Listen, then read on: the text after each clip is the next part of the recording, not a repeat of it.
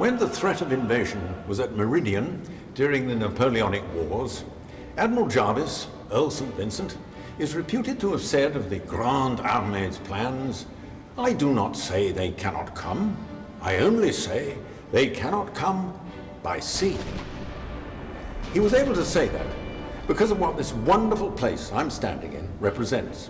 The power, the security and wealth that over the centuries have flowed from Britain's great maritime story. This is the last surviving remnant of the old Whitehall Palace. It's Henry VIII's wine cellar. It resonates with history of the king who began our naval adventure in earnest, and of the trade and prosperity that flowed from it.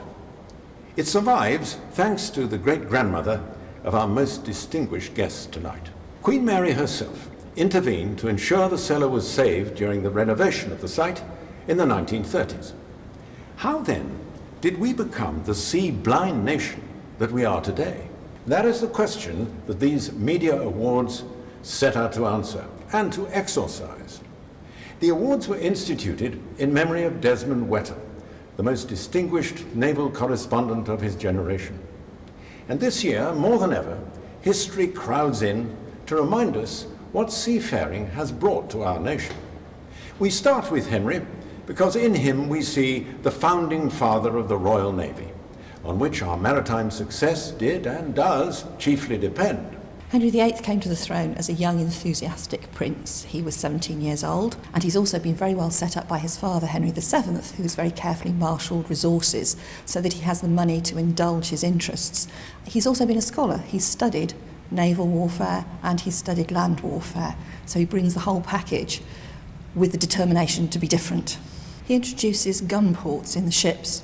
Before this time, basically merchantmen had had platforms attached to them from which you fought. He develops the warship, puts gun ports in, and then you can begin to develop naval gunnery and all of the tactics that go with it.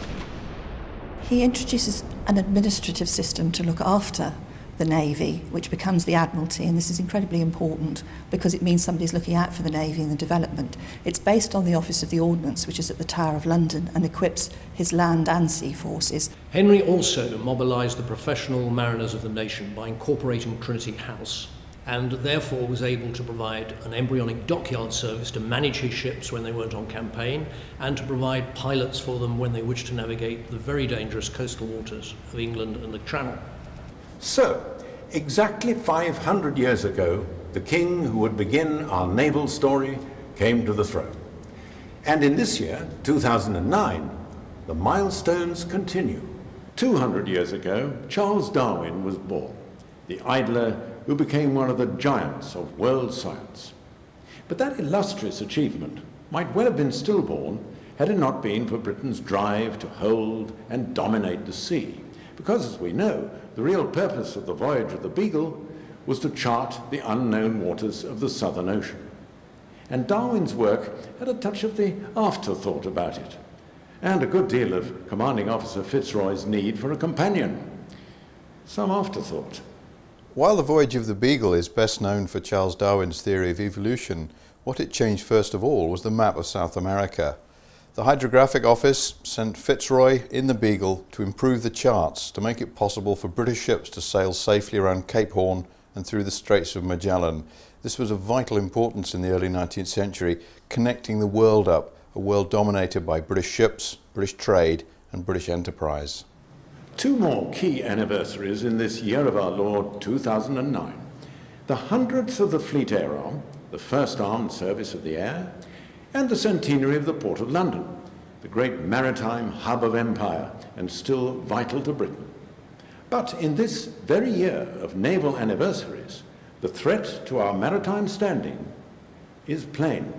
Within living memory, the percentage of the population involved with maritime affairs generally has gone from about 25% to something in the order of 1%. This is an astonishing decline, and it's particularly noticeable in terms of commercial merchant shipping. Part of this is due to integrated transport systems, which has moved our ports down the stream to deeper waters where these enormous container ships and huge tankers are operating. And of course, these are operating with much, much smaller crews, and there are fewer of them. A modern container ship can do the work of perhaps 8 or 9 cargo liners that were extant when I went to sea 50 years ago. The other part of the problem is, of course, we've become expensive as seafarers, and there are cheaper seafarers to be had from the Far East. And indeed, after the Second World War, there was an element of war weariness about ship owners. The investments in shipping did not provide the returns they'd been used to, and we as seafarers very largely priced ourselves out of the international market. However, the country still relies heavily on merchant shipping, and indeed 95% by volume of all the stuff we buy and trade in comes and goes in ships. So it is that the seas are more important than ever to the life of Britain. The products we buy, the food that we eat, a good deal too much of the food we eat, the trade that sustains our prosperity, our place in the world. The security of these islands all depend on us holding fast our sea-girt isle. The Royal Navy has a glorious history, but we are now firmly focused on our current and future challenges.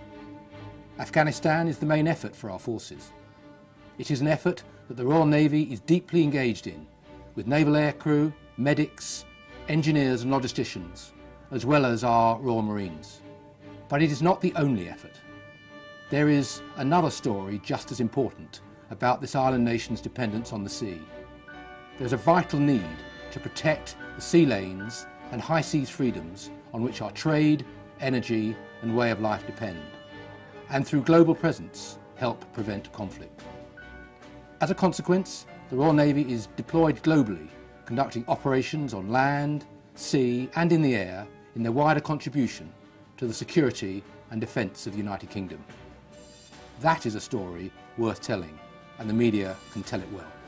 And still the challenges come, from overfishing of the seas and the threat to an entire ecosystem, to wider environmental concerns of pollution and of climate change, man-made or not, to the securing of energy supplies, without which all must fall into jeopardy, to a challenge as old as seafaring itself, that renewed onslaught of piracy, an asymmetrical threat once again imperiling sea trade. Which brings us to these Maritime Media Awards. Because knowledge is power, the more the media bring the vital importance of maritime matters to our nation's attention, the more that importance will be understood. With your generous support, that recording and reporting by authors, by journalists, radio and television producers is encouraged and sustained year on year. As Desmond would have wished, let us celebrate their work and its lifting of Britain's eyes to our lifeblood, the sea.